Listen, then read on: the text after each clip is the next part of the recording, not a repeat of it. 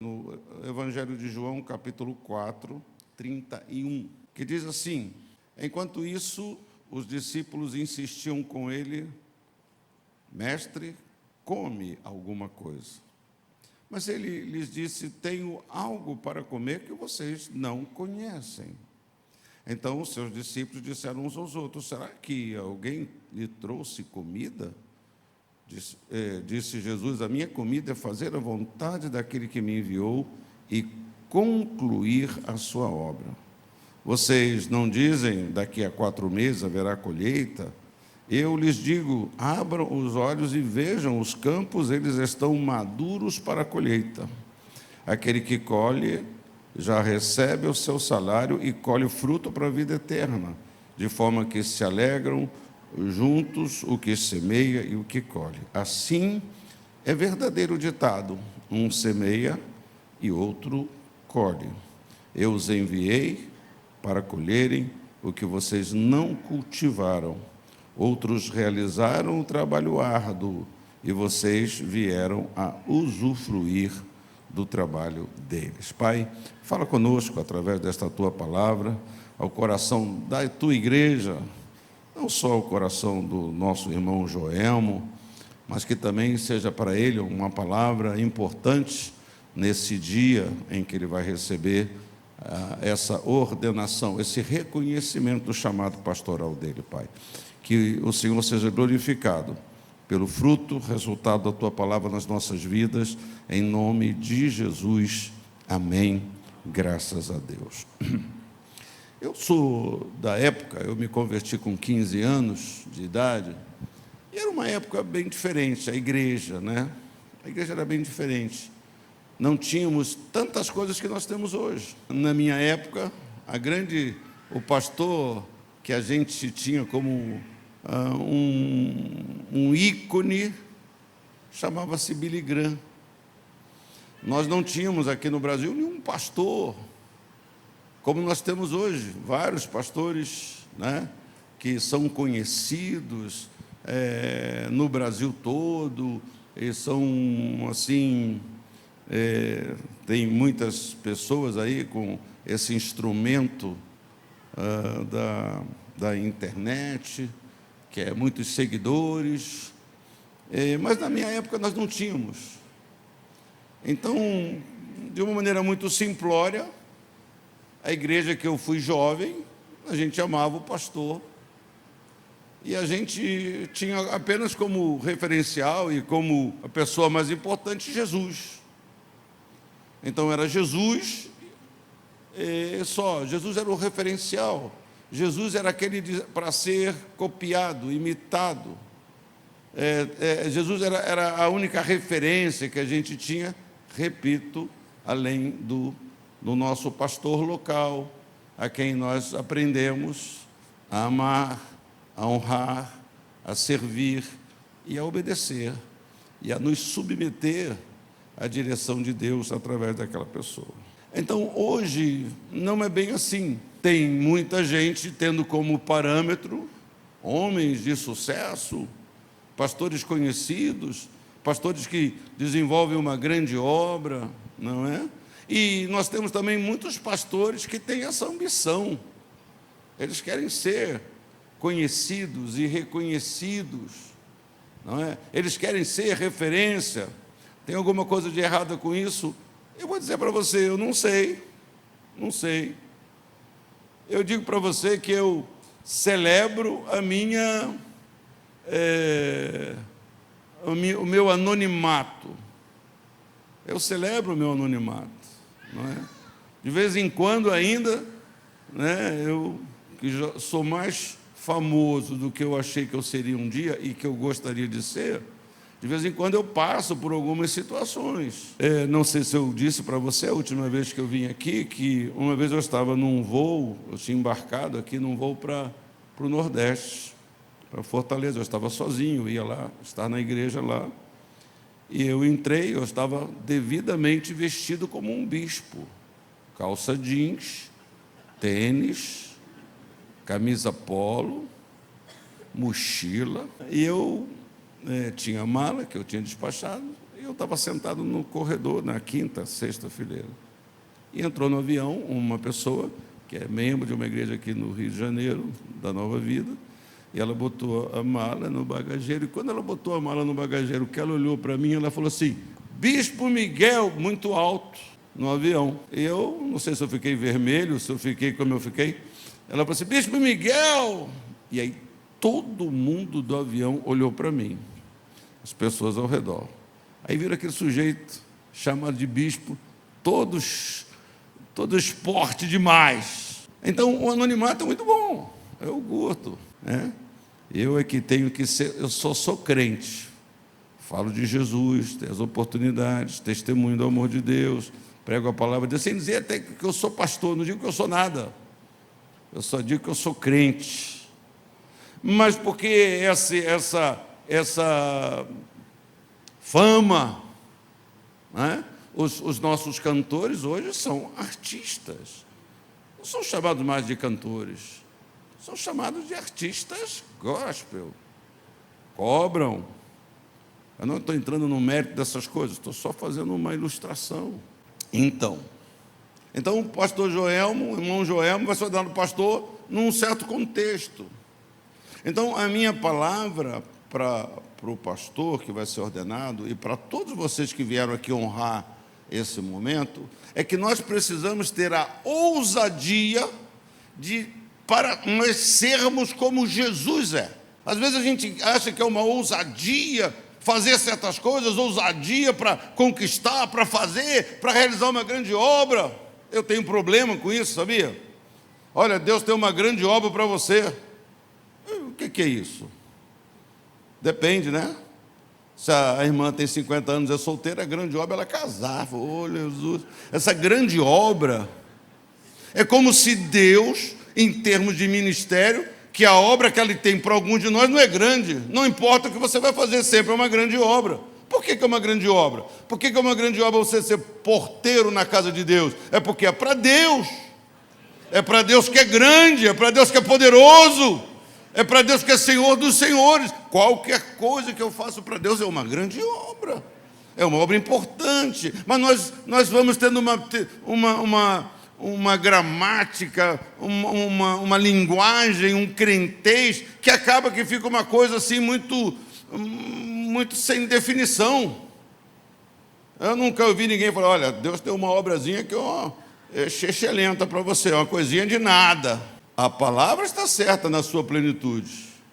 O que às vezes é complicado é a interpretação que cada... Então todo mundo quer ser o maior, uma grande obra não é possível. Eu devo passar todos os sujeitos aí mais importantes. Então a minha palavra e o meu conselho para você e para todos os irmãos aqui é que nós precisamos de ousadia para sermos como Jesus. Cada vez mais isso vai ser necessário nesse mundo moderno, nesse contexto que nós, como igreja, como povo de Deus, nós estamos como família, como cristão, nós estamos envolvidos, irmãos. Cada vez mais vai exigir ousadia para você ser um seguidor de Jesus, alguém que deseja ser reconhecido como servo, como discípulo de Jesus.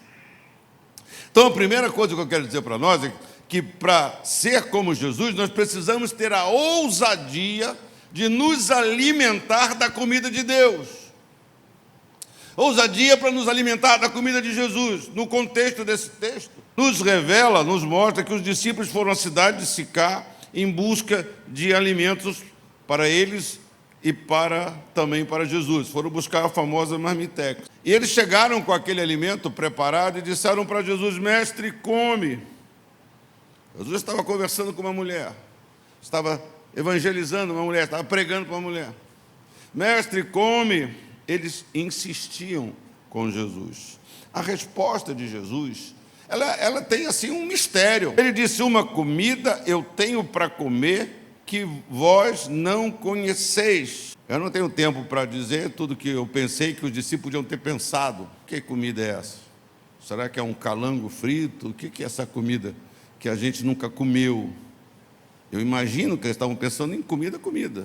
Um prato exótico, não sei. Jesus já estava alimentado sem que ninguém tivesse lhe trazido comida, porque eles pensaram, será que alguém trouxe alguma comida? Será que ele comeu? Então, o que aconteceu? Jesus estava dizendo, eu me alimento quando duas coisas acontecem. Eu me alimento quando eu faço a vontade de Deus. Neste caso, era pregar, era conversar com uma pecadora. A vontade de Deus era pregar para aquela mulher. Deus o enviou ali, naquele horário, naquela circunstância, de pregar para aquela pecadora. E o segundo aspecto era de realizar a obra de Deus. Buscar e salvar o perdido. O apóstolo Pedro, ele escrevendo a sua carta, ele disse, somos a resposta para um mundo sem esperança. Por isso devemos estar preparados para responder a quem pedir a razão da nossa fé. Algumas traduções, a razão da nossa esperança, que é a mesma coisa. Esperança, você sabe, é fé a longo prazo, é fé que continua confiando, continua permanece, 1 ano, esperança, vai, continua crendo. A pergunta para nós nesta noite, que viemos aqui só para prestigiar, talvez, o pastor Joelmo, nosso irmão, nosso diácono, mas que Deus quer que você também reflita, que Deus quer que você também pense, será que eu estou disposto a alimentar-me da comida, mais da comida de Deus? Fazer a vontade de Deus, anunciar o reino de Deus. Há uma outra ousadia que será importante você copiar de Jesus, você ter Jesus como exemplo, você ambicionar ter essa ousadia dele, que é a ousadia para ver o mundo como Jesus vê. Se eu perguntar para todos nós aqui, como é que Jesus está vendo o nosso mundo? Você tem alguma ideia? Como é que Jesus vê esse mundo? Como é que Jesus via o mundo lá, quando ele estava em carne aqui? Como que Jesus olhava para o mundo? Como que Jesus entendia o mundo? Porque esses pensamentos são muito importantes para nós. Eles vão nos dar estabilidade e segurança nesse tempo, até a volta dele. É uma palavra frequente, que eu fico sempre um pouco frustrado. Mas eu não sei o que Deus quer para a minha vida.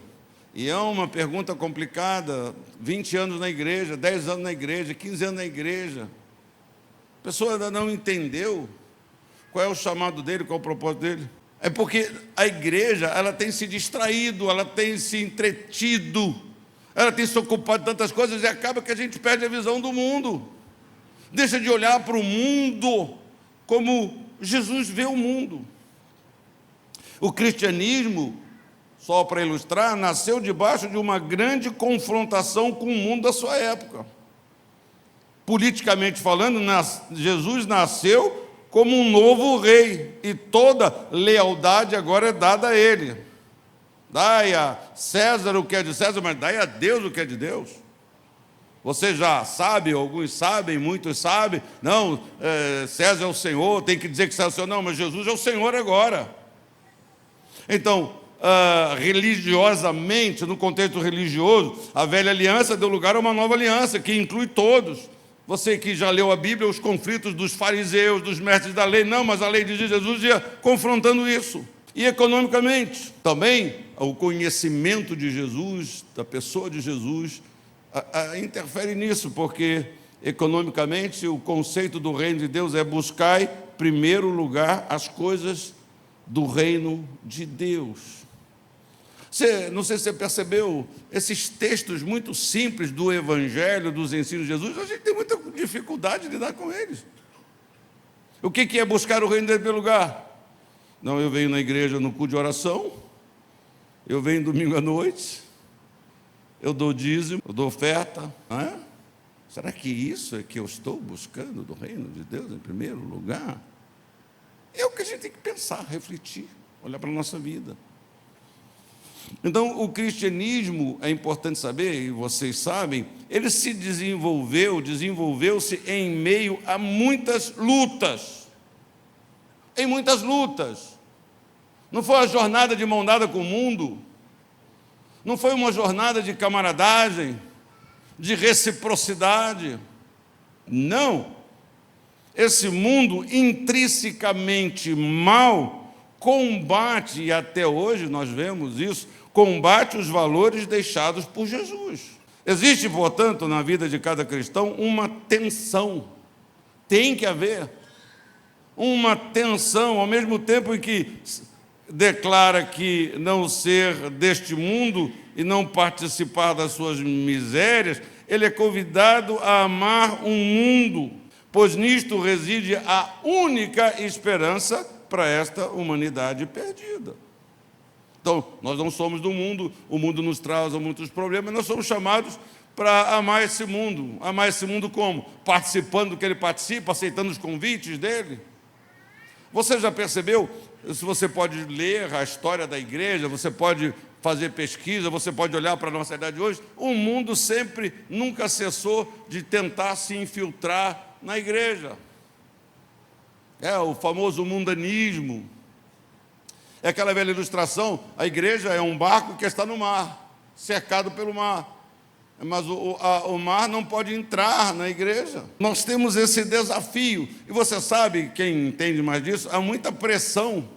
Um buraquinho, um pequeno buraquinho num navio, pode ser de grande calado, pode ter uma estrutura de aço, de ferro muito lá, mas se entrar, a pressão que isso entra é muito. A pressão da água para invadir. Já não tem tanta pressão para sair, porque está cercado. Isso acontece conosco. A pressão das coisas, a pressão do mundo. Então, esse é o nosso trabalho. Como você não se contaminar, como você não se deixar levar. Então, ser como Jesus, ter Jesus como exemplo, desejar ter esse exemplo de Jesus implica nessas coisas.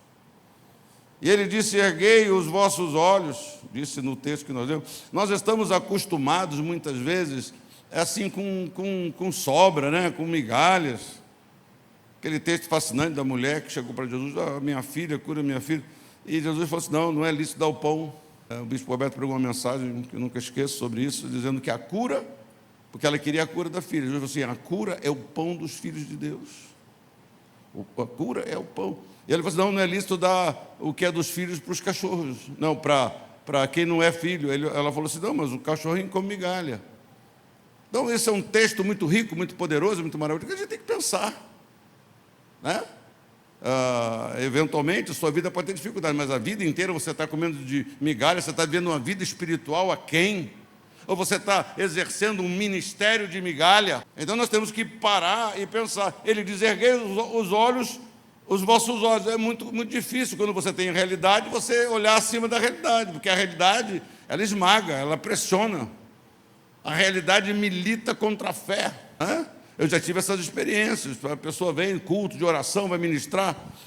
Meu marido é alcoólatra, é pastor, ele bebe, é uma desgraça, me agride. E aí oramos, a igreja orou, orei pela pessoa, vai para casa, chega em casa, dei a palavra de fé.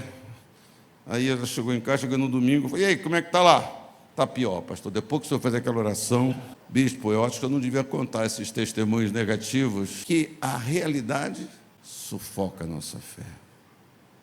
Eu criei, mas eu chego em casa e eu disse para ela: fica firme, irmã. Aí entra a fé que persevera, que continua crendo, que tem a coragem de olhar para a realidade. É verdade, mas essa vai mudar.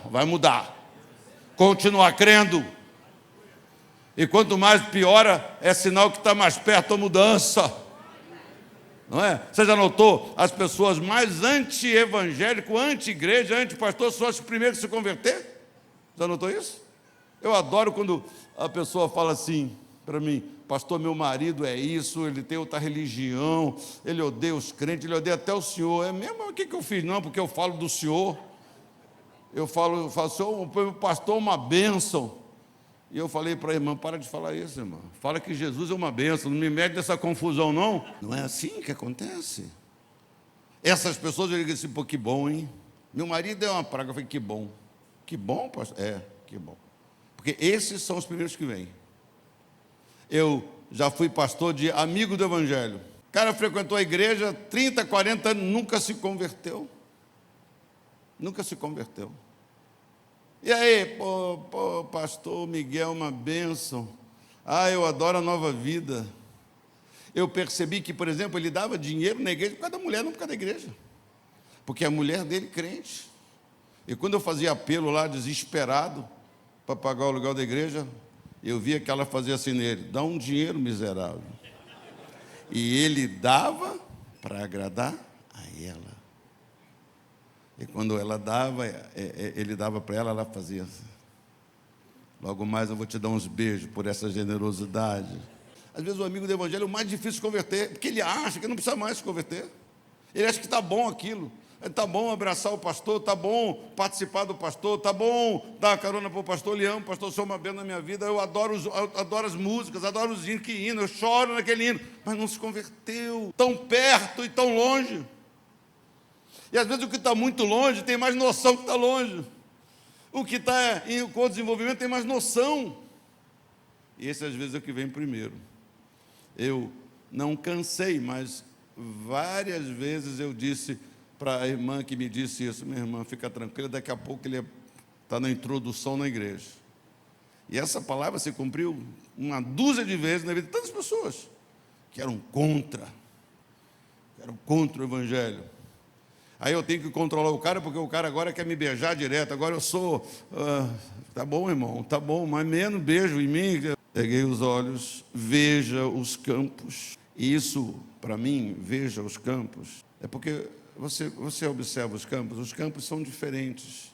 A minha percepção desse texto é as diversas camadas sociais. Ver os campos, não é? Ter essa observação. E aí, os campos estão brancos para a ceifa. Eu entendo os campos brancos para a ceifa.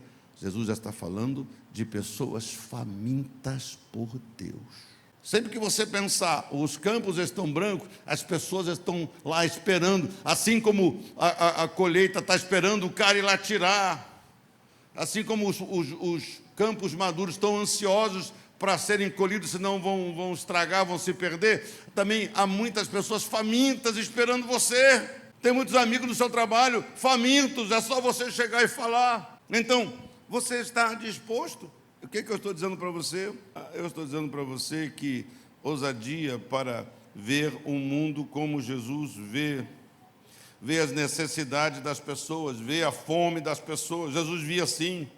Jesus não estava preso a nada, se é pobre, se é rico, se é coletor de impostos, se é o maioral. Não quer saber disso. Jesus olhava para as pessoas e via a necessidade das pessoas. Pobre somos nós, pobres as igrejas, que só pensam em se estabelecer à custa de membros da outra igreja. Eles não olham para as pessoas famintas. Mais difícil hoje, é um processo, né? É bom pescar no outro aquário, que a pessoa já é dizimista, que a pessoa já vem mais ou menos assim. Mas você ganhar uma alma. Eu costumo dizer, e repito isso, e é o meu entendimento correto, que a régua de medir o crescimento de uma igreja é o batistério. A régua de medir crescimento não é a frequência. Porque qual é a razão de ser da igreja, meu irmão Joelmo? É tirar as pessoas. Porque a igreja não tirou ninguém do pecado, não tirou ninguém do vício, não tirou ninguém da miséria, não tirou ninguém da perdição. A gente tem que ter esse desejo, esse entendimento. A igreja precisa ter ousadia para ser como Jesus, para ter Jesus como seu modelo. Então, precisa ter disposição, viu, João? Precisa ter vontade, desejo para ver as mesmas coisas, para olhar para o mundo, para olhar para as pessoas e ver como Jesus está vendo essas situações. Ousadia para colocar as mãos na foice. Jesus falou para colocar na mão no arado, não foi? Ou na foice? Fala, irmão, na foice também. Porque nesse texto ele está mandando colocar a mão na foice. Os campos estão brancos. Se você não prestou atenção, né? Um plantou, outro colheu. Ele está falando aqui que ele precisava colher. Colher. Foice. Não é? Colher. Na época não tinha colheitadeira, né? ousadia para colocar a mão nas forças. O cristianismo não é somente, então, uma religião de contemplação. Aleluia, glória a Deus, os campos estão aí, levanta os olhos.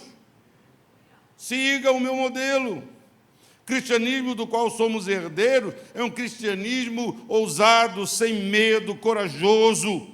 O exército de Deus é composto de gente pobre e rica, humilde, culta, letrada e iletrada. É basicamente um exército de gente que não tem receio de sangrar as mãos no serviço do Senhor. Se tem que colher, vai colher.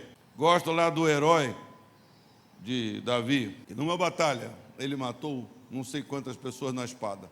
E ele era tão determinado que depois que acabou, ele não conseguia largar a espada. Ele segurou aquela espada e matou tanta gente que a espada se pegou na mão dele. Eu não sei bem se foi os dedos que se apegaram, quando você fica muito gente, não consegue mais largar, não tem isso? Dá um travamento muscular, sei lá o quê. Então nós temos que pegar, trabalhar, colher, semear, uma intensidade, uma disposição. Se eu penso muito, né, eu me comparo muito com os textos bíblicos. Será que se eu sou Jesus, meio-dia, hein? Então eu fico pensando, meio-dia, se eu sou Jesus, só um minutinho, eu não gosto de comida fria, eu gosto de comida bem quente. Aí eu me dá comida, depois espera aí, Jesus falou assim, não, isso aí tem outro tempo, qualquer hora come, qualquer momento come. Eu tenho uma outra comida, que é obedecer a Deus. Me alimento disso, que a obediência, Joelmo, a fidelidade, seja alimento para você. Alimento no sentido, algo que eu não posso abrir mão. Jesus declarou, eu vos enviei para a ceifa. Por isso que eu estou dizendo que Jesus nós temos que seguir o exemplo de Jesus de ceifar, de ir lá, de pregar, de pegar, de entender, de olhar para o mundo. Essa gente está faminta de Deus ao nosso redor. E nós estamos discutindo o quê? Jesus declara, eu vos enviei para a ceifa. Precisamos redescobrir esta verdade para as nossas vidas. O raciocínio da igreja deve ser um raciocínio lógico. Se Jesus nos enviou para ceifar, é porque a colheita é certa. Você não pode sair para ceifar e vai voltar de mão vazia. Não. Vai fazer isso lá. Eu gosto da história do Senhor, quando ele foi fazer a ceia, falou assim, vai lá na rua tal, aí vai achar um burrinho lá, um jumentinho, aí você vai falar com o dono do jumentinho, o Senhor precisa do jumentinho. É uma história toda fantástica, aquela história. Fantástica, sobrenatural. Eu já me coloquei no lugar do menino, falei, não dá para mim fazer isso não, eu vou chegar lá. Nós não somos assim. Então a simplicidade, a palavra de Deus, né? Tem quem gosta de mistério, aí não tem mistério, precisa ter fé e coragem para obedecer só, e o resto tudo é claro. O menino não foi, o rapaz, a pessoa, o discípulo lá, e tem um cavalo, é cavalo, é jegue, não tem confusão, vai lá, tem um jumento, e tinha só um jumento, fala com ele, o cara fez um jumento novinho, o senhor precisa dele, tá bom, pode levar. Então, mas para ter essas experiências, precisa ir. Aí eu estou falando para você, que se ele mandou você ir para ceifar, é porque você vai ceifar. Mas você não sabe, por que você não sabe? Porque você não teve, porque você não foi. Porque estamos preocupados com isso, com aquilo, que tem não sei o que lá. Hoje, os moços da igreja, para fazer prova, não vão ao culto.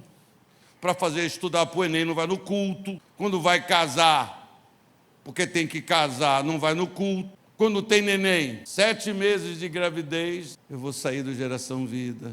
Sabe, pastor, é que eu estou grávida agora. Sei, né? 7 meses. Eu falei, eu pensei que você está doente. Eu pensei que você não ia porque está doente, porque está grávida. Porque gravidez não é doença. Faz tudo grávida. Trabalha, né? Vou trabalhar até no dia anterior do parto, que é para alongar. Mas para a igreja não pode. Para dar aulinha no GV não pode. Nós estamos ficando um povo, não você, pessoal de Caxias. Estamos ficando um pessoal frouxo, crente frouxo. Eu fiz faculdade, eu estudei, eu casei, eu tive filho e nunca deixei de ir na igreja por causa dessas coisas. Como é que eu vou deixar de servir a Deus, ficar de bênção, coisa boa, ter filho é coisa boa, casar é coisa boa, é bênção, é providência. Nem nasceu, já está idolatrando, já não posso, vai. O raciocínio deve ter esta lógica. É chegado, portanto, o tempo da colheita. Façamos estas coisas com certeza, com convicção. Nós estamos com medo, nós estamos vivendo um tempo, né? Jesus vai estar voltando. Esse é um fator tão, assim, negativo para nós, a igreja. Qual, bispo? Que a gente está preocupado que Jesus está voltando. E não é para você estar preocupado, é para você fazer isso aqui. Por que eu estou preocupado? Eu creio. Deus disse que ia enviar o seu Filho, e enviou. Deus disse que ia enviar o Espírito Santo, Ele disse que vai voltar, e aí? Vai voltar. Então eu tenho que olhar para isso, está voltando mesmo. Eu conheci um pastor que pregou lá na nossa igreja em Caxias e dizia assim: Jesus está com a mão no trinco, já está com a mão na maçaneta. E eu acredito nisso, acredito nessa verdade. Mas isso é para nos levantar, isso é para nos animar, não é para você ficar em casa, Jesus, não é para você ir para o bunker, para se proteger da volta de Jesus. Vai lá ficar para anunciar algo. Não, é para você abrir a sua boca, é para você ter Jesus como seu exemplo, é você ver como Jesus vê, é para você enxergar como Ele, é ter Ele como seu modelo, é desejar ser como seu mestre, é de ter ousadia para servi-lo. Eu queria fazer isso, eu queria fazer aquilo, né? Eu acho que eu nunca tive isso, não. Eu queria ser apóstolo Paulo, eu queria ter ousadia de não sei o quê, eu queria ter a unção dobrada do profeta. Eu passei dessa fase na minha vida. Eu estou tentando ser só o melhor Miguel que eu posso ser para Deus, para o reino de Deus, para minha mulher, para minha família, para o Senhor, para a igreja como pastor. O que eu preciso é ser melhor, ser um pastor melhor do que eu sou. Eu não tenho tempo para certas comparações. Mesmo porque, segundo eu estudei, eu sou mais bonito que o apóstolo Paulo, eu sou tudo melhor que o apóstolo Paulo. Por que eu vou querer ser o apóstolo Paulo? Não, bispo, o senhor está exagerando. Talvez eu esteja, talvez eu não esteja. Nesses conceitos que a gente abraça. A gente tem coisa que a gente acha legal, mas é distração. Eu queria. E você deixa de ser e de fazer o que você está precisando fazer. Eu me lembro do bispo Roberto que dizia o seguinte: os eventos mais importantes com relação à volta de Jesus não são os sinais, não são essas coisas todas, os sinais, os inícios das dores. Nós temos que olhar nesse tempo para a igreja, porque os sinais da volta de Jesus maiores estão no meio da igreja, porque Jesus não vem buscar uma noiva capenga, Jesus não vem buscar uma noiva doente, Jesus não vem buscar uma noiva esfarrapada, Jesus vem buscar uma noiva ataviada, firme, bonita, cheio de azeite na sua lamparina, esperando o mestre chegar. Então nós precisamos olhar para a igreja. E a gente olha para a igreja e a gente clama. E Jesus está cuidando disso. Amém, amém. Glória a Deus. Então, nós estamos vivendo esse tempo, irmão. Jesus é quem prepara os campos. A ceifa só pode ser realizada por gente obediente. Você está disposto a colocar as mãos na foice para realizar, para participar da grande colheita de vidas para Jesus? Vamos orar? Curva a sua cabeça.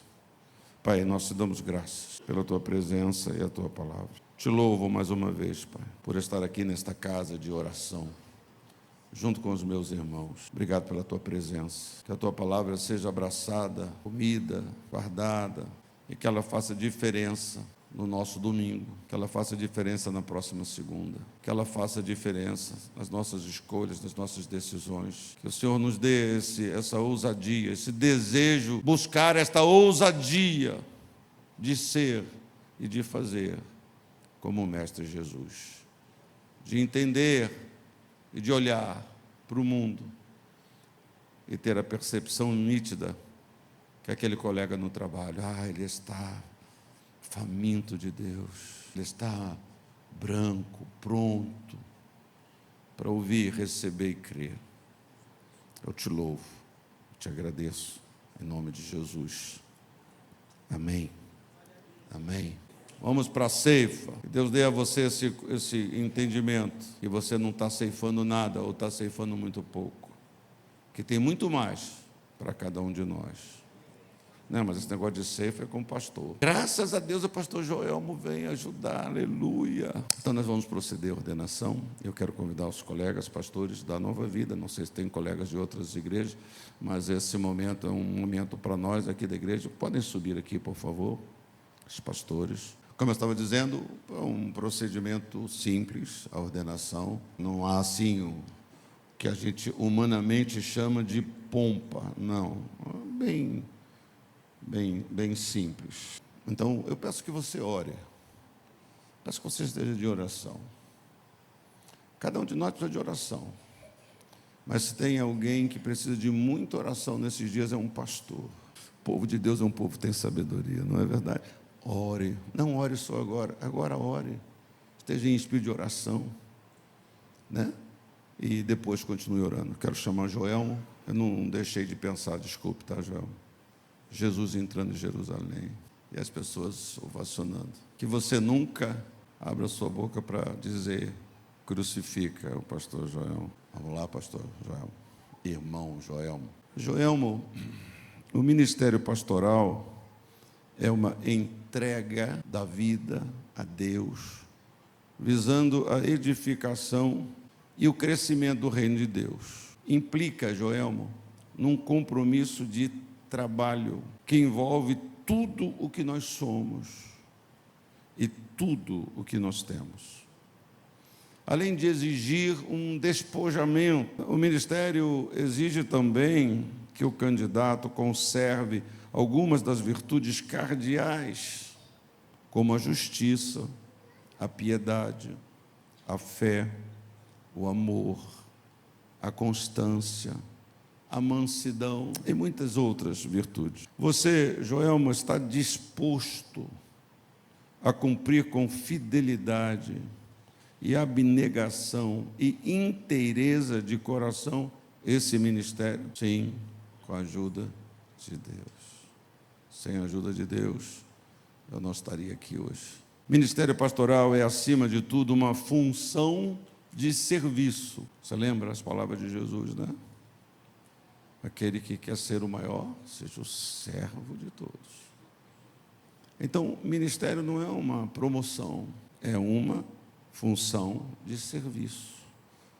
O Senhor condenou os pastores que se apacentavam a si mesmos, dizendo para eles: a fraca não fortalecestes, a doente não curastes, a quebrada não ligastes, a desgarrada não tornastes a trazer, e a perdida não buscastes, mas dominais sobre elas com rigor e dureza. Joelmo, você está disposto a abraçar esse ministério de negação, de entrega e de submissão ao serviço de Deus? O ministério pastoral ainda exige uma integridade de vida, fora e dentro da igreja. O pastor é a luz de Deus para o mundo, e não só a luz de Deus para a igreja. Sua vida precisa ser transparente, autêntica, sem nenhuma, entre aspas, maquiagem. Joelmo, você então se compromete a viver de acordo com os preceitos bíblicos e tudo fazer para não comprometer o Evangelho e a igreja do Senhor Jesus. Joelmo, todo pastor precisa de um pastor. O ministério pastoral não funciona independentemente do corpo. Essa dependência exige, em primeiro lugar, uma obediência, uma submissão, uma lealdade e uma observância às normas, às doutrinas e à teologia praticada pela igreja, pelo Conselho das Igrejas de Nova Vida do Brasil. Essa dependência exige também que você, o novo pastor, se submeta à direção do Conselho. Nós já conversamos sobre isso, né? Dirigido pelo Colégio de Bispos da Igreja de Nova Vida. Joelmo, você está pronto a oferecer a sua lealdade à igreja e aos seus líderes, aceitando de boa vontade a orientação e as determinações por eles estabelecidas? Você dobre os seus joelhos, por favor. Joelmo, em nome do Senhor Jesus Cristo, Criador da igreja, e em nome do Conselho de Ministros das Igrejas de Nova Vida do Brasil, eu, Bispo Miguel Incuto, bispo deste conselho, imponho as minhas mãos sobre a sua cabeça, ungindo você com óleo, como ensina a palavra de Deus, e o ordeno ao ministério pastoral da Igreja de Nova Vida do Brasil. A partir deste momento, o irmão recebe o título de pastor e a autoridade para exercer o seu trabalho ministerial na Igreja de Cristo Jesus. Eu faço isso em nome do Pai, do Filho e do Espírito Santo, e que toda a igreja diga amém, amém. Deus, amém. Quero chamar a sua esposa, Valéria. A Nova Vida não tem o hábito, a prática de, quando o pastor é ordenado, a esposa ser também chamada de pastora. Mas a Nova Vida sempre reconheceu, a importância da esposa. Toda ordenação que eu participo, eu sempre conto a minha experiência. Quando eu fui ordenado a diácono na igreja, a Kátia estava do meu lado e recebeu oração junto comigo. Quando eu fui ordenado pastor, a Kátia estava lá do meu lado e recebeu oração. E quando eu fui ordenado bispo, pasmem, a mesma Kátia estava lá do meu lado e recebeu oração. Isso quer dizer que a igreja de Nova Vida sabe da importância da esposa, reconhece. Então, ela vai receber hoje precisa dessa capacidade, dessa graça. Até hoje ela era ajudadora do Joel, meu esposo. Agora ela vai ser ajudadora também do pastor Joel. E você precisa de uma capacidade, de um toque de Deus na sua vida nessa noite. E por isso eu quero convidar você, sentados, que ore também pela Valéria, amém? Eu vou pedir que o nosso querido pastor Ricardo, pastor do casal, venha fazer essa oração pela Valéria. Junto com você, eu vou impor as mãos sobre ela e você faz essa oração, por favor. Senhor, nós sabemos, ó Deus, o quanto é difícil caminhar, ó Deus, ao lado de um pastor.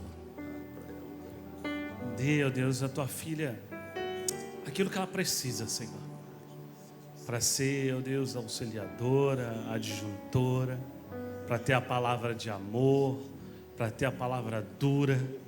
Sabemos, ó Deus, o quanto precisamos, ó Deus, dessa figura. Deus, dê a ela o amor pela tua obra, pelo teu reino, que multiplique, ó Deus, ó Pai, a coragem da tua filha, a ousadia, que mais que tudo isso, Senhor, ela entenda o papel que ela exerce, ó Deus, ao lado do teu filho, para que o ministério do teu filho, ó Deus, avance, para que o ministério do seu filho, ó Deus, cresça. Ó Deus, precisa de uma serva, alguém que esteja ao lado, comprometida, amém, tanto quanto ele, amém, com a tua palavra e com a tua verdade. Pai, dê a ela a graça que ela precisa, ó Deus, para esse ofício tão lindo que o Senhor entrega nas mãos da tua filha agora. Nós te agradecemos, Jesus. Amém. E amém. Amém. Vou pedir que os pastores todos se aproximem, vamos impor as mãos. Você pode impor as mãos sobre o nosso querido irmão, pode pôr as mãos sobre a cabeça também da nossa irmã. Nós vamos orar por eles, abençoando eles, e eu vou me permitir fazer essa oração. Pai, o Senhor é o nosso Deus, Aleluia. Santo, o Senhor estabelece, o Senhor capacita. E nós te pedimos, Senhor, para tudo que o Senhor tem preparado para esse teu servo, que o Senhor conceda a ele os dons que ele vai precisar, a ousadia para obedecer, a ousadia para anunciar o teu nome, a fé, a força, a coragem, que ele possa aprender sempre, cada dia mais com o seu pastor, mas que ele também tenha esse alvo, esse objetivo, de olhar para o Mestre Jesus e seguir as suas pisadas e fazer a sua vontade e tê-lo como o maior exemplo na sua vida. Guarda, abençoa, unge os seus ouvidos, seus olhos, sua boca, seu coração, suas mãos, Pai. Ajuda essa tua filha, Pai. Eu te peço que o Senhor derrame um amor dobrado, que ela ame a igreja, amar o teu povo, amar a igreja, onde o seu marido serve, pastoreia. É o segredo dela ser uma boa ajudadora, incentivá-lo sempre às boas obras. Pai, nós abençoamos esse casal, nós te damos graças por este casal, e nós fazemos isso em nome de Jesus, e que todos digam amém. Eu quero só te dizer uma palavra. Essa palavra, ô Joelmo, eu disse há não sei quantos anos na ordenação de um jovem pastor em Caratinga. Ela não estava nas minhas anotações, mas depois da ordenação eu tive uma inspiração, acredito que foi, para dizer para ele assim: prefira ser espiritual do que popular. Tem pastores hoje querendo ser popular, agradar, nunca acaba bem. Se você for espiritual, prefira ser espiritual. Ser espiritual envolve chegar para uma ovelha amada, preciosa, e dizer assim: você está errado, você deve mudar, isso não é bom para você. Às vezes o pastor, na tentativa de ser popular, de não desagradar, de não ofender, mas aí você tem que ser servo de Deus. Você foi ordenado para servir a Deus, e não servir nesse contexto de subserviência, de submissão às pessoas.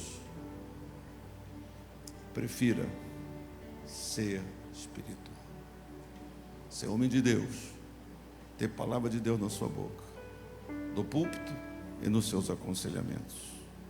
Guarde isso, vai dar certo, você vai chegar até o final. Amém? Alguém quer dizer? Pastor Ricardo, por favor. Amém.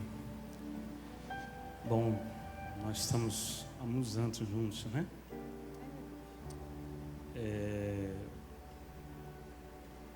Eu entendo que a melhor forma de falar é permitir que as pessoas façam uma leitura da nossa vida. A leitura que as pessoas vão fazer da sua vida, que fazem da vida de vocês, é que trouxe vocês até aqui. Não foi a escolha do pastor, porque o pastor achou legalzinho. É o quanto vocês foram servos, o quanto vocês são servos. O conselho que eu tenho, uma palavra, talvez eu vou usar essa fala do bispo, não um conselho, mas a palavra que eu tenho para dar aos irmãos é: nunca se sirva daquilo que nós fomos chamados para servir. Igreja, nós somos chamados para servir e não para se servir dela. Sabemos que hoje muitos vivem a se servir daquilo que não pode ser servido, mas o grande dia fará a diferença daqueles que serviram a igreja e não serviram da igreja. Que Deus abençoe a vida e o ministério de vocês. Quero convidar ainda o pastor Ricardo, vai oferecer para o nosso pastor um exemplar da palavra de Deus, para marcar esse momento. E alguém vai também oferecer a minha querida umas flores, em honra, em homenagem a esse momento na sua vida.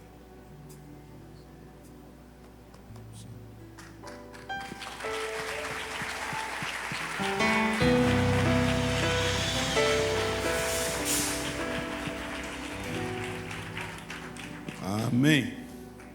Vamos ficar de pé, irmãos, todos nós. Amém. Amém. A partir de hoje, você perdeu o irmão Joelmo, o diácono Joelmo, e a partir de hoje você tem o pastor Joelmo.